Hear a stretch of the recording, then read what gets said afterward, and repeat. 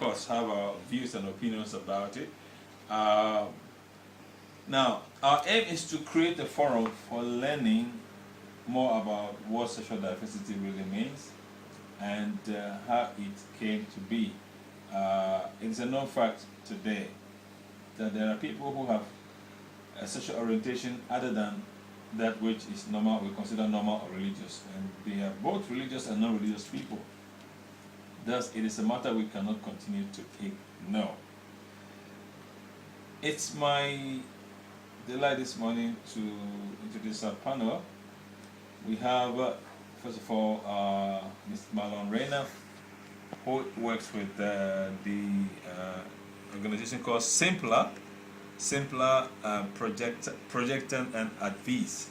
I would like to Marlon to please say hello to our listener. Marlon himself is a radio personality, so we're glad to have you here this morning. Thank you very much. Tell us a bit about Simpler Projecting and Advice. What do you do? Yes, Simpler Projecting and Advice is a company which I founded together with my best friend Judith Heerenveen.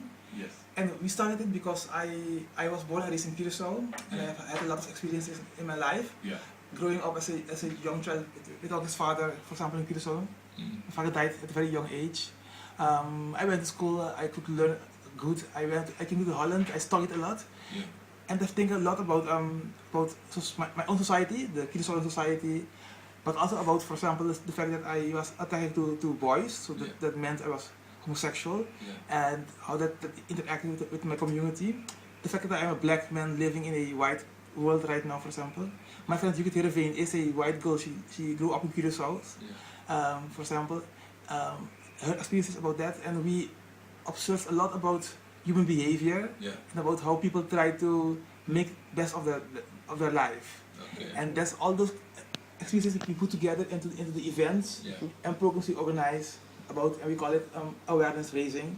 We want people through our events, radio programs, sometimes trainings and master classes, theater programs we do. We always try to make people aware about their own power, their own structure, and the way they can use that to improve their own life, to become more happier. That's very broad, but in one way that is what Simpler does. Oh, okay. Oh, okay. Awesome. Wow. Thank you very much. We also have this morning on our panel our own good friend, Pastor Eddie Lund. We've known for many, many years. In fact, over 15, I guess, close to, let's say approaching 20. It's a delight. He's still looking the same, fresh, young, exciting, warm, and everything. Welcome, Pastor Eddie.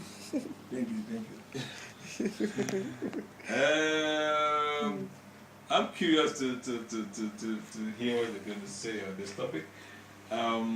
But for a start, I would like us to explain to our listeners what's sexual diversity, and also I would like to add the term gender diversity. But before that, I would like all our listeners to know that we welcome your participation by way of questions and by way of comments and what have you on this topic. We will be glad to have your input as we proceed. So feel free to call in to interrupt at any point in time. No problem. We'll take your calls. So, gentlemen, we're waiting, of course, for one other panelist to join us who is a bit delayed. But before, I want to just get started by trying to answer the question, what do we mean by these two terms, sexual diversity and gender diversity? Are they the same or are they different? Yeah, any of you can take it up. Well, if I look at this, I see that the diversity is more a question of how you approach it. Because I think there were two genders made from the beginning, and I know that I wasn't always a pastor. I was always a Christian, practicing Christian. So I know that life can go through a lot of ways. Yeah. You're trying to find life. You're trying to find happiness. You're trying to find rest, peace. And in the way you are. So, to me, it's there are two genders. But what happens that And there are two genders, by that you mean what?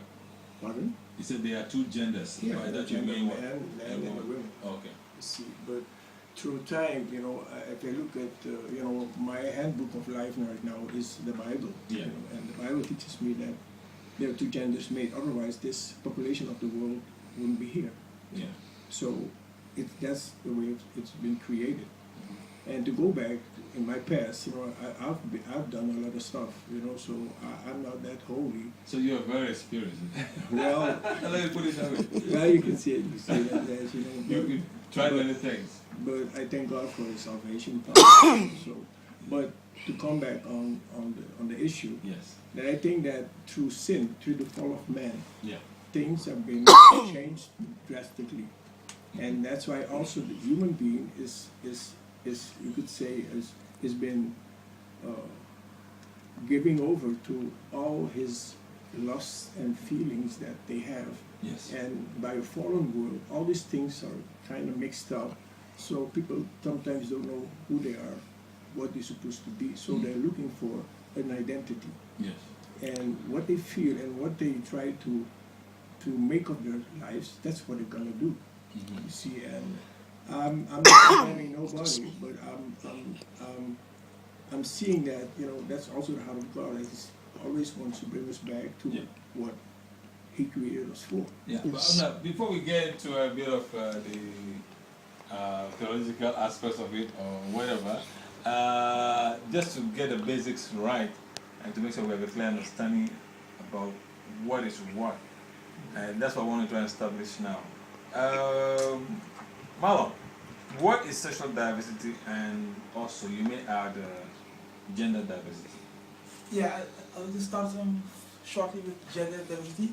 I think the pastor was thinking about there were two genders. I think that he meant Yeah. there were two, but in English, there are two, you have female and male persons. That's one thing. Yeah. But in how in society we define gender is that the fact that someone is born as a boy with a Yeah. penis or without as a girl. Yeah. But we as society puts a lot of expectations Yeah. on the person based on that difference. Yes. And I think what we people try to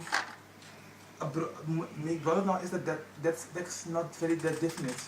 I mean, if I like soccer or not, it's really not because I had a penis or not. It's because I think I like soccer or not. And Yeah. for example, just a small example about that. So what people are trying to say is that please don't make that much assumptions about how someone will be and will behave in life just based on that only fact. Mm-hmm. Because fact is that the moment we see it as a boy or see it as a girl, we treat them different. So the moment it is born, we treat it different. So I think that's nurture, not nature. Nature was the difference, but the way we treat them, we learn the boys to act strong, to never cry, to be so-called masculine, to like football. And we tell the girls to be sweet, to give them dolls. We teach them to be girl, to be girly, but the girl. model So, of yeah, what a girl's supposed yeah. to be. So that's how we do it. So that's I think that the difference between gender, sexual diversity, I think is the fact that human nature has a lot of differences in diversity, and one of them, for example, is sexual diversity. I mean, we also have, for example, diversity in the color of our eyes, Yeah. and also, for example, if we are right or left-handed. There were times that people thought that people that were left-handed were possessed by the devil. Now, thank to God, we know better. So we have learned to accept those kind of diversity. I think it will take time for the world to accept the whole diversity of people. Yeah. And like, for example, that people can express their sexuality in different ways. That meaning aimed at only the same sex, or aiming at the opposite sex, which the majority does, Yeah. and aiming at both sexes maybe. And I think the fact that the majority still does aim their sexual desires to the opposite sex, that means that human nature will, humans will always be here. That 90% of heterosexuals will always create enough children for the human race to be here. So the fact that 10% doesn't is not a threat to our society. Or has not been till yet, so I don't see it become a threat in the future neither. Okay. Well said. I would like to then ask a question Now, you spoke about diversity in nature. I agree. But whilst you were speaking, I was wondering, can, let's say, an apple tree become something other than an apple tree? Or are we saying an apple tree becomes something else which produces something more than an apple? That I was wondering. Now, because the issue of sexual diversity, which we are, dealing with today, has not been really a part of human history or society. Let's say, on a grand scale or popular scale, the way we know it right now. I mean, but we know there's a lot of talk, a lot of push for acceptance. I think sexual diversity has been a part of society, of human nature all the time. But now we talk about it the last 100 years, for example. We talk about it and we try to give it names. And people are trying to do things like change society and laws based on it. But I'm sure it has always been part of human nature, or human society. No, that's the next question I was going to ask, and that is, do you believe that sexual and gender diversity is a natural thing or is man-made? And if you believe that, give reasons. So now, I don't know whether you've given all your conviction about it and your reasons, and Pastor Eddie also, I would love to hear his take on that. I believe that, if you look at, I like history. Yeah. Because history tells me who I am. Yeah. Without history, I don't know who I am. So I find my identity in my history. And if I look at the history of human being, of human existence, yes, we see that this has always been a problem. If you look at the story of Sodom and Gomorrah, you see that there was a problem because that happened. You see, and not only that, but you see under a lot of cultural ways, this has been always an influence, a bad, let's call it an influence. I wouldn't call it a bad influence. I call it an influence that people have been influenced by, these thoughts, these feelings, because that's the fall of man. yes, You see, and we can call it, development, but it's a development contradicted to how human beings were made. If you were made for a purpose, if I'm made to be a cup, and I change my use, I won't be that cup anymore. So I think that the Creator had something in mind to make man like who they are, and women are like who they are. But the thing is, sin penetrates the mind. And when it penetrates the mind, it influences also the feelings. Okay, so the point you're getting to is that sin, the entrance of sin into the world or into the human race has influence. Let me define the word sin. Yeah. I don't want people to feel condemned. Yeah. Sin is doing things without God. Okay. Sin is doing things that human beings call, what they feel and what they want to do. Yeah. See, but and that's why it's so hard, because I don't want to hurt nobody's feelings. But the reality is this: that if I'm made like a man, and I have other feelings, that is a defect in my being. Okay. So the Bible is saying that God created man for the only purpose to have sex with women? No, listen. Let's begin let's start from the beginning. Mm-hmm. The beginning is this: that people want to address this problem in the middle of everything, but actually you have to start with the beginning. Okay, yes. You see, and when you start in the beginning, God had made man and man. You see, and He made it for a purpose. And if you see, if I go by this story, because that's my life book, because my life was changed, not because somebody gave me an idea, but I went back and to see how my life was, because my life wasn't like this today. Listen, Eddie, let me come in here. So, I'm going to give you the time because I want us to be as objective as possible, because I know it's possible for us to to come out very strong. I mean, of course, we must speak from a point of our personal conviction Yeah, about sure, whatever, sure. whether religious or personal. It's allowed. Just to establish the fact, let it be a learning process that we can learn to know the other side of life that we are not really acquainted with, you know. And that's I think what we're going to do here. Let me seize this opportunity to welcome our third guest, Miss Eden Benhana. Eden, how are you? I'm fine, thank you. Good to see you. Looking cute. Thanks. How's baby doing? She's doing fine. Okay. Yeah, you just came in and we're looking into the subject of sexual diversity. What is your take on what it really means, sexual diversity and gender diversity? And do you believe that it's a man-made thing or it's a natural thing? Well, first of all, let me explain that I work for the City Council of Southeast, Yes. Stadsdeel Zuidoost. We have a diversity policy, and we also have a policy for sexual diversity. One of the reasons why we have a special policy for sexual diversity is because we want to implement projects that open up the dialogue on this subject matter, because we have realized that specifically in this Stadsdeel, Yeah. it is a very difficult subject matter within the religious groups, but also within the different migrant groups.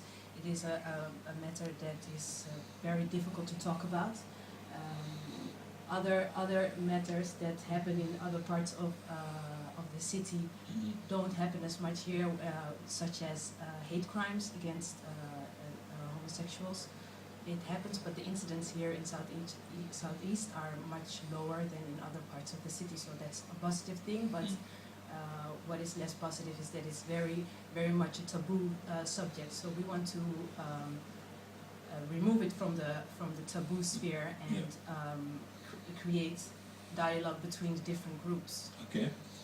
Now, the question which you didn't answer is, do you believe that it is a natural thing or it's man-made? Well, I think that's a very difficult question. Yes. Okay, you don't want to attempt to answer that from your personal perspective, or you only want to represent the official perspective? Yeah, I think that's what you want more to do. relevant Okay, now. that's fine. Yeah. That's fine. That's okay. Now, because I wanted this to be like a learning forum for us, because basically those who are against or who are really opposed or not comfortable with the idea, they have a reason for that, and you can't blame them. If you're not familiar with something, you pretty much protect yourself. Okay. Yeah, I agree. So we gotta the reason for making it an open subject for discussion is for people to get to know really what it's about. Exactly. So that the strangeness about it can be explainable. Yes. You get a point. Okay. So is it natural, or I don't know whether Pastor Eddie has answered that question. Is it a natural thing, or that's where you bring the same idea? I gave you the two differences. Yeah. But as long as somebody doesn't see it a spiritual thing of it, they won't understand what is happening, because it's a spiritual thing. Okay, good. Hold it right there. Now I want to ask Marlon. Marlon, please tell us, and tell our listeners, what is it? How did you ever come to be to feel or to know that you feel different than being a boy or a man? I was born at in Curaçao. Yes. Very Catholic background. Yes. From straight mom and straight dad. Yes. With straight brothers, straight uncles. Everyone, the whole world seems straight around me. So now every one of your siblings are all straight. Yes, and I'm seeing that the whole society around me was straight. You look at movies on television, soap operas, telenovelas from Venezuela were very popular back in the days. Everything was heterosexuality. Man, woman, boy, girl, the whole time. Yeah. But from a very young age, I knew I was different. I couldn't tell At what age did you know? I wouldn't tell you when I was 6 or 7 years old that I was homosexual, but I knew that I was different than my brothers and my cousins and my nephews. How did you know? You felt different, or you feel it? You feel it. For example, I remember around 12 or 13 years old that people began thinking about life and romance, and the boys started falling in love with the girls, the girls Yes. started falling in love with the boys. Mhm. I didn't fall in love with the boy back then, but I knew that I don't have those feelings toward girls. Really? And I remember I thought, okay, then I'll become a priest, because in my Your Catholic community. upbringing, Yeah. as a boy, are you marry a woman, or if you don't do that, you become a priest. And I told the mom I want to become a priest. She said, yeah, but why? I couldn't really answer that question.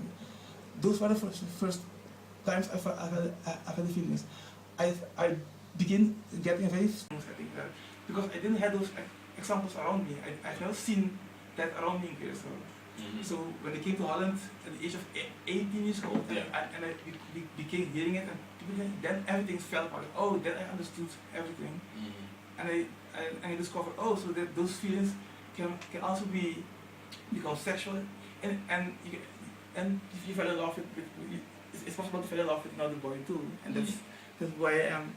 So I knew all the time it was different, but then I knew what I got a name to call it, and so that is my own life experience, and I hope people have enough mental strength Yeah. to respect those things based on people's experiences, and to understand why people that are living something in their daily life, Yeah.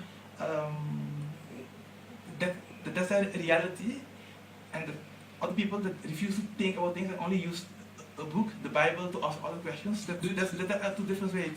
Yeah. So so I mean, and I'm sure I was created by God, Yeah. and God also gave me brains, so I think I should use them. Yeah. So for me, that's very important. Okay. And so that was my life experience. Okay. So to answer the question, is it man created or nature? Nature. Really, I don't know, No. and I don't think it's important neither. Yeah. Yeah. I agree. Mm. I agree that it's not the most important question to ask. I think it's more important to ask ourselves, how do you want to interact with each other? How do we want to relate to each other? How do we want people to live? Because apart from your conviction, Yeah. I think it's more important to think, do you want someone who feels different, who has a different sexual orientation, to live in misery and have thoughts of suicide and even commit suicide? Because that's what's happening to children, to older people, because they cannot express their feelings and they cannot talk about it, and they know that they're going to be like Outcast and treated differently. exactly. So I think it's better to think about whatever your conviction is. How do you want these people to be able to live their lives? No, I believe that, of course, nobody wants somebody dead or miserable because they have a different sexual orientation. And I think some people really want to understand what this is all about. Now, he said in the beginning, the issues he had, when he was growing up, experience he had, trying to identify his personality and his sexuality, and he found out that he couldn't go along with girls like the other, like his peers. Rather, I could go along with those very well, better than my peers. Oh, but you couldn't But find love. I didn't saw them as sexual objects to Okay. obtain and to grasp like Okay. the other boys did. So That's the difference. So are you saying that if let's say you couldn't have a normal, let me put it blunt, you couldn't have a normal sexual relation with a normal woman, to you, yeah. with a woman, you couldn't do that. You cannot. I never had the urge to do so. You never had the urge. I never tried, and I'm sure society forces boys to do that, Yeah. and a lot of boys do that because that's what you're supposed to do Okay. as a boy. But then, I didn't feel that. does that mean that you have an attraction towards, let's say, another man? Yes, And I'm coming. So what you cannot do with a woman, you are able to do with a man. That's what you're saying. yeah. I mean, you have the edge. Is that edge there? Because I really want to understand this. That's why I called it attractions. Attraction. I discovered that I felt I looked when I looked at boys. Yeah. I felt their bodies and the way they look and things like attractive. Yeah. But I didn't put two and two together Yeah. and put them sexual acts because Yeah. I didn't know those things back then. Okay. I didn't see examples of those things back then. So I mean, I remember when I was 12 years old, and the older boys were talking about sexuality and then saying and then telling the younger boys what to do with women and things like that. Mm-hmm. The reason the heterosexual guys know those things. It's because they heard about it. There's porn everywhere. Also, back then in the 80s and 90s, porn could be fine, not on internet like now, but then in books and things like that. So, examples of homosexuality were all over the place, all the time. So it's easier to be able to see how the feelings we have, sexual feelings, can be put into life. As a boy that had those feelings for other boys, I didn't have those things. I didn't know the things because there weren't any examples. And when you are growing up, and there is no sexual attention to girls, you don't think about it back then. Yeah. I thought, okay, it will come later. I thought. Yeah. That's what I thought. Okay. It will come later. Okay. Now, Pastor Eddie, now when this issue began to come up, in fact, before we even had the courage to do a program like this, I began to, of course, we hear in the media, you read in the media of, believers, Christians, sometimes even ministers, who fell into the sin of homosexuality. And some of them really are married, have families. And so I began to wonder, what on earth could have happened to these guys? And one time I was following a program on television, and a man who was a very successful businessman, who got married and everything, and later on, became homosexually connected with another guy because he went on a business trip, they met, and then, it happened.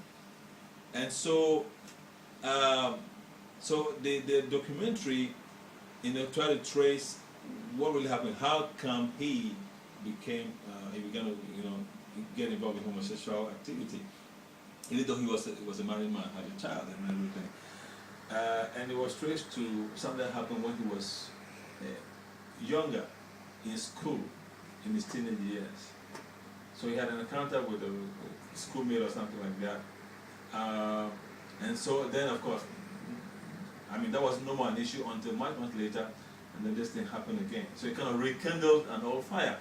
Now, that gave me the inkling that it's possible that for anybody to have a homosexual feelings towards another person, there must be an entry point to that. That is my thinking at this point in time.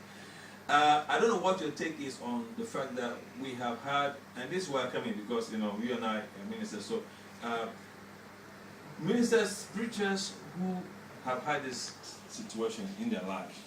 They're fully married, running big churches, and suddenly they find out that they have homosexual tendencies. How do we explain this? Apart from the idea that, okay, of course, we know it is sinful, as if you look at it scripturally. How can we explain this in the life of a man or woman of God? Has to do with a lot of factors. I'll start with myself. You what? I'm going to start with myself to give you, how I was raised. Okay. I was raised in a house, 7 brothers and sisters. Yeah. Mom and dad, church-going people. We had to go to the Catholic church and all that. Yeah. Then in school you had some, and that's also in the culture, that things were done in school. That guys would touch each other, and things like that. You would see that. In school. Okay. Was it a boarding school or something? Was a regular school? Was a Catholic school. Okay. You see, because Curaçao was more Catholic, Yeah. So, and then you go to a Catholic school. I started going from little boy. I went to a Catholic. They call it Sirs. You have those nuns. Yes. And that's where I started going to school, and that's how I was raised. But on my trip growing up, yes, you meet all these things. Yes. All kinds of diversity in these things. So you don't participate in it, but you're seeing it. Okay, so you are saying that at that age there was you saw things like that, which rubbed off on you, which influenced you. It can influence you. It can influence. But you see the possibilities. Yes. And you see it as normal, regular, acceptable, so to speak. Well, because in the culture it's been talked about, it's been, but not with elders, yes, with boys, girls, you talk about things, But then I left Curacao on the age of 16. I came to Holland. Yes. So when I came to Holland, then you had the sex revolution in the 60s. So here we come into a turnball of all kinds of stuff. Mm-hmm. So you go through, experience a lot of stuff. But at a certain time, you come to realization, listen, what I'm doing here, then you start defining things.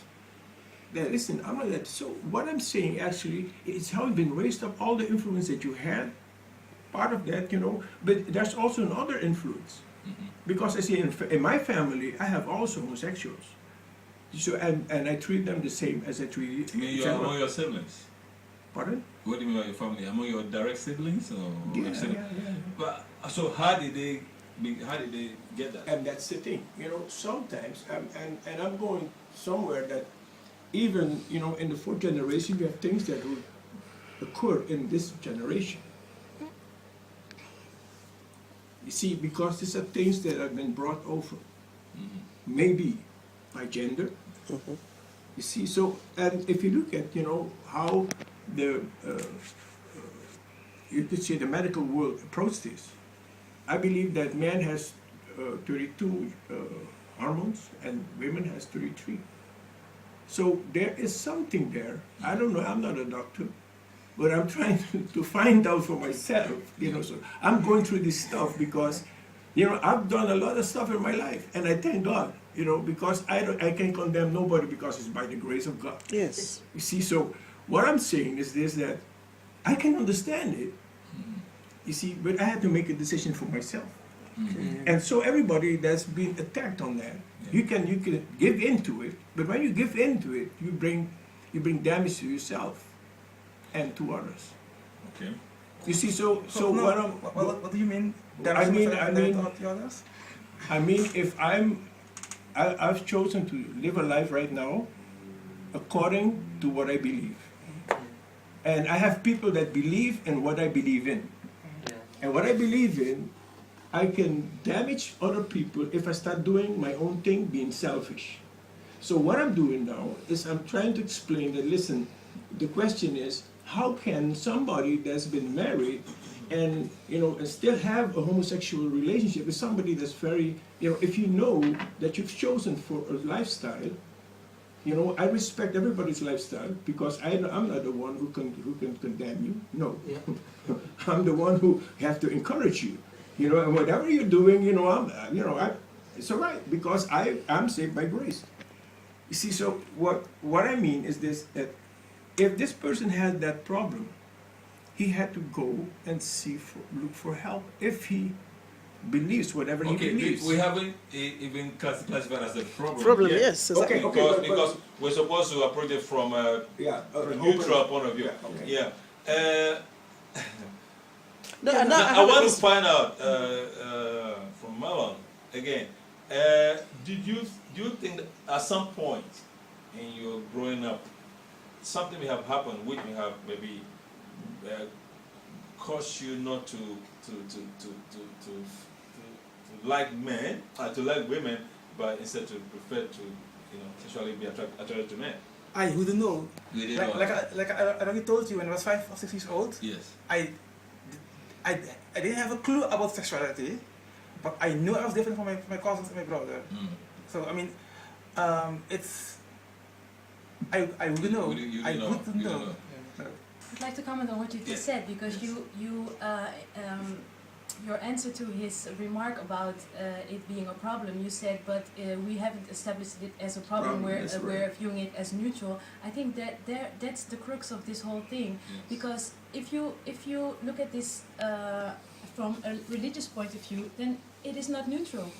You perceive the subject matter from your values coming forth from your religion. Just believe that. So it is very difficult to be able to look at it neutral if you Have a religious bias already. yes That's what I'm yes saying. yes. So that's I think that's the task that we are all like the religious groups are set for, because in this country that we live in, this is not a religious state. This is a secular state. Yeah. We have like a freedom of religion. Yeah. So if you look from that point of view, freedom of religion, you respect other religions, you respect other people's beliefs.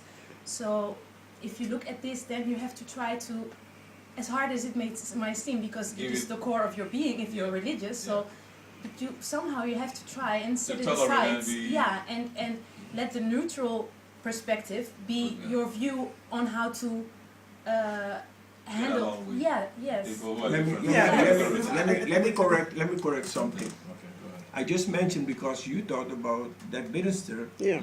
That's why I call it a problem, because it's a problem because he chose for a lifestyle, but he didn't keep himself to that. That's why But you know, I agree. the fact that you call it a lifestyle, that also comes forth from your belief. Because if you are gay, you don't see being gay as a lifestyle. No, but listen, that's what I'm trying to say. How do you see it then? How do you see it? It's a life.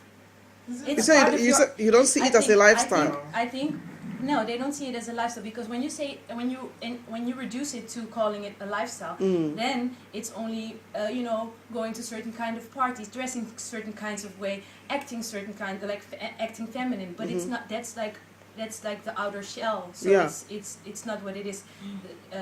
Gay people express it as being part of your identity, part of being who you are. So if you say lifestyle, then it's not. Let me correct it. I just wanna the problem. I call it the problem. The reason why I'm going to that point again, because I don't want it to be a problem, because it's a problem for if I've chosen, what you say, for identity, and I don't keep myself to identity, I cause a problem. Yes. That's what I mean. To the woman that you're married, to the That's woman right. that you're That's betraying, what- that to was the what- lie that that was- you're living. So to I want to all- clear this yes, up, yes. so that you don't understand me wrong. No. And on this, I agree with the pastor totally. But I think maybe we don't agree about what the cause of the problem is. Yeah. I think there is a problem, but the problem is the fact that those men, they can feel free to express their sexuality the way he took it. It could be. Yeah. I was raised. My father died at a very young age, so I didn't grow up a lot with my paternal family. But that family is much more a macho family. I'm sure that if I was born if I grew up in that society, I would have oppressed my feelings towards boys, and I would have do something with the girl, because people demanded that from me as being a boy. Okay. And that girl could have get pregnant, and then I could have get married. Yeah. So I thank God that I was raised in an environment that allowed me to be free and to really be able to be who I was supposed to be. And that's the reason I didn't cause those kind of troubles, the problems of the people. But a lot of people, because look for example in Islamic countries where people can be killed if they are homosexual. Do they really have a choice? It's other. If you don't get married and like everyone expected, you can be killed. That's not a choice out of selfishness. It's not of to stay alive in the Absolutely. But so let me say something there's a lot of Let problems me with put that. something. Okay, before, Yes. Mr. Olivia, welcome. You want to give I a want to just contribution? Go put ahead. small thing. It's just a message of hope. I don't condemn or I don't destroy. I just put hope to the debate. We are all human beings, but we are instruments in the society. We didn't make choice. There are some things we couldn't make choice. We are product of society. So lives of society, the condition in society, give us make us to be in the condition that we didn't make choice, isn't it? Yeah. So I would like just to give hope in this debate, is that homosexuality, in my way of believing and my religion, is that we bring hope in it, but we don't destroy and we don't condemn. We bring hope because we take it like addiction. Take like what? We take it like addiction. Addiction. Yeah, and we are living the time of choice. Choice in our modern time is inevitable in our life. So if it becomes an instrument which everybody use it in a way you want, so we have to respect that instrument in the way that we keep life. Don't destroy it or don't condemn. I don't know if you people get me. Yeah, I understand. I understand, but I want to make one remark, and You know, everybody has a free choice in life. Yes. I know a man. His name is Andre Kominsky, and this guy was for many years he was homosexual till he got. You could say he saw the light. So what? He saw the light. You saw the light. Yes. Let's call it like that. You know, he came to the conclusion that listen, I want to change. So, and that's why when he started talking about how his lifestyle was and what happened to him, and now he's a married man, he has children. He said the feelings that he had before he never had. Okay. The feelings that he had was only for men, and now his feelings, all things turned around. So what I'm trying to say is this: that listen, it's a free choice of everybody when you have the opportunity to make that choice. Yes. And if you never had that opportunity to make that choice, or you never feel like you have to make the choice, it's your choice. Yes, exactly. See, so I cannot judge on that. The only thing I'm saying, I'm talking about my experience in life. Yes. And my experience with people that I work with, because I work with people, I work with these kind of people. I kind of, people I work with, because that's my life. You see, so I just want to be part in this program, just to let people see that, listen, as a minister, we cannot condemn nobody. So what about the people who grew up in very, very religious communities and who tried their best way to fight it, because from their religious belief they hated themselves for having gay feelings, but they went to those programs in America. You have programs to this Listen, program. I have family who's going there. So what I'm trying to say is this: I leave that over to them. You see, I don't condemn, because they're the same person to me. In my religion, we You're the don't same involve in those person, kind you of know. things. In my religion, I think I don't really think. what I'm Excuse trying me. to say, Yes, I don't really think any religion. Yeah, I think they will be hearing me enough.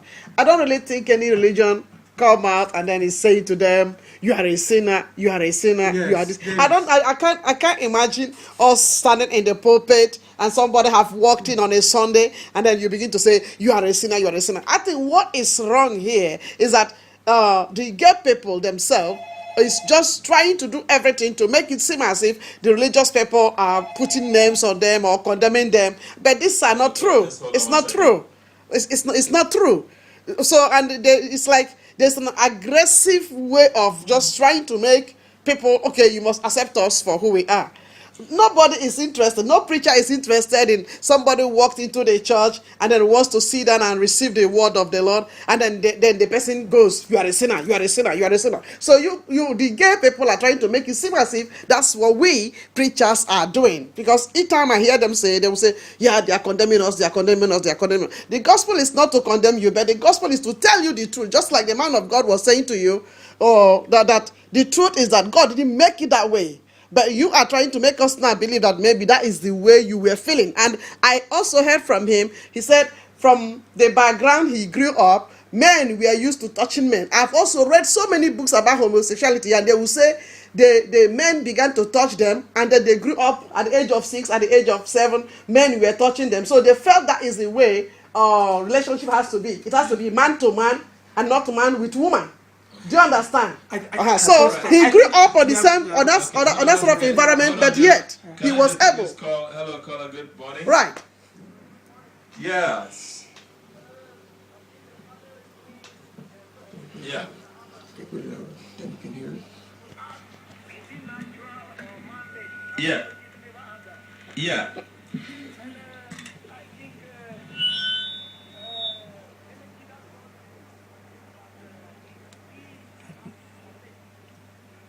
Okay, anything that God made is natural. We have to what? there is no voice.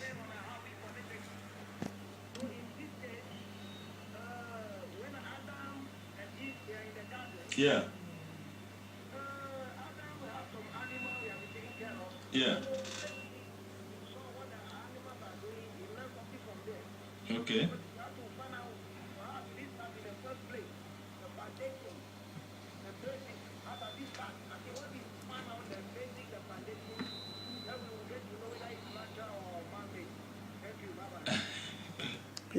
Okay. What I would like to add to what you are saying about Did you hear him? no. Can you explain to us what he said? Well, yeah, I think it was the statement. They said, well, we have to go back to the beginning, to when God made Adam, to find out And whether it is natural or not natural that we know this kind of feeling. Let's take each other. Yeah, hello, good morning. Yeah. You can hear.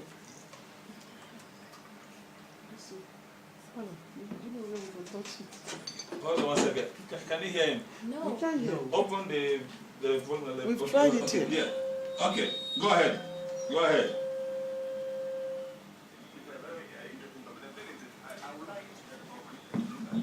Yeah. You were saying that nobody condemns the gay. That is not Christians. First of all, we don't support the gay. We alienate them. Now we say what they are doing is wrong, and all that. There is already condemnation. Mm-hmm. And then what we are forgetting to look at is it also a possibility that this could be sickness? Just like there are some who are born blind, there are some who are born with all kinds of illness. Yeah. This also, there is a problem with the gene formation. So it is better, instead of talking against it, Yeah. rather to first of all go and do a deep scientific research to see what is the difference between the genetic formation of a normal human being and the still in the term, The regular. a person who desires the opposite sex, Yeah. and the genetic formation of the one who desires the same sex. Oh, okay. Okay. Because I have a strong feeling that this could be something biological. Genetic. Okay. Yes. So we should not look at it that way. Uh huh. Oh, okay. See how we can tackle it from there instead of just talking against it. Now I don't know, but I hear them saying that it's natural for them to feel that way. Just like a person like me or you Yes. for the opposite sex. Yeah. For the same sex. Yeah. Now we have to verify all these things scientifically to say it's true. But I am not going to put in here jumping to bring the devil into or anything. Yeah. The devil is for this case. It's something. Mm. Yeah, that's my take on this point. Yeah. Okay. Thank you. You want to say something? Yeah, the scientists has been researching this for years, Yeah. and Okay. still they haven't come yet with a conclusion. Yeah. And Oh. honestly, I don't Don't know. accept a lot of that because the Nazis also tried to explain the difference between white people and black people doing research on their brains and the way. So I think sometimes people feel it's hard to accept human diversity and then try to explain it and make it and call it sickness and things like that, or call it sin. I think maybe it's important to talk about which kind of society do you want to live in. And I have decided for myself that I want to live in a society that gives space for people to really be the judge and the guidance of their own life. And that means that they can choose to give that guidance to God, for example, which less people do, but please accept, ask other people choose another way. Choice. And I think that societies in where there is more space for people to do that, then you have less things like people marrying even though they are homosexual. If the society tells you that it's okay to be yourself the way you are, you won't feel the need to pretend to be something you are not. And everything comes with that. So I want to live in societies where where it's okay to be yourself, that people are encouraged to be themselves, and where people encouraged to take responsibility and guidance of their own life. And that's the kind of society I want to live in. Okay. Well, unfortunately, we have run out of time. I would really love to continue this topic because there's still a lot of ground to cover. I mean, as a religious person, as a minister, I know this is a tough subject, but the one thing that I decided to tell myself is this. You know, as a human being, I have no right to actually condemn anybody. Judgment actually belongs to God. But every one of us, we have a right to live the way we want to. But at the end of the day, God judges me, God judges every one of us. So this is, I know it's a tough subject. I still haven't really gotten to the bottom of some of the things I want us to talk about. So I really want, I will reconvene by the grace of God this forum again because we need to get deeper. Because there are issues with our community and people don't understand certain things. So we got to let them understand what is what. I think that is the crux of the whole thing.